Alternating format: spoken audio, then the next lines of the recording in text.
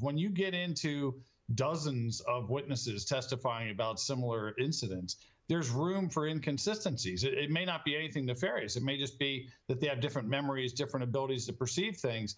But even the blind squirrel starts finding a nut when you get up to 10 or 15 or 20 witnesses talking about the same thing. They will discover inconsistencies.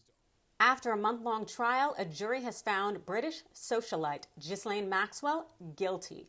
Welcome into TYT's Overruled. I'm your host, Adrienne Lawrence.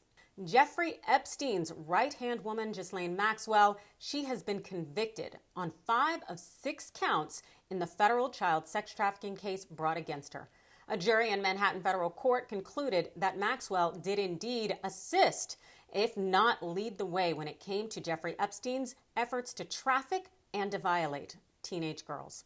She was hit with 1 count of child sex trafficking, 1 count of transporting a minor with the intent to engage in criminal sexual activity, and 3 related counts of conspiracy. The jury found not guilty solely on the charge of enticing a minor to travel to engage in sex. If you recall, prosecutors were not able to hold Epstein accountable or even really to bring him to trial because he was found dead while in custody. Maxwell, who is facing up to 60 years in prison and will be sentenced in the upcoming month, just turned 60 on Christmas Day. The jury got it right here.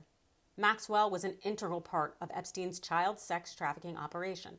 There were numerous girls, now women, who testified as to how Maxwell groomed them for years and even participated in the sex acts as well.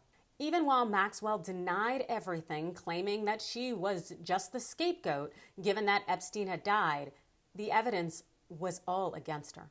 I simply don't believe Maxwell.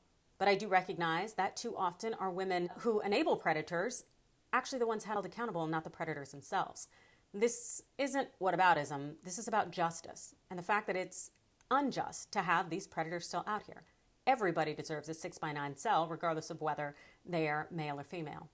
Under federal law, a person can face up to 30 years if they travel interstate or into foreign territory to have sex with a minor. That's the law. Even just planning this type of trip violates the law. Now, but for those Epstein and co. bros being wealthy and white, his cohorts would have been in handcuffs long ago. Instead, it's just Maxwell facing the music.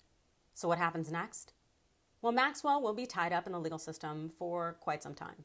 She's going to be appealing these 5 counts on which she's been convicted, as well as preparing for trial on 2 counts of perjury and defending herself in the civil lawsuit that's been filed by the victims against her.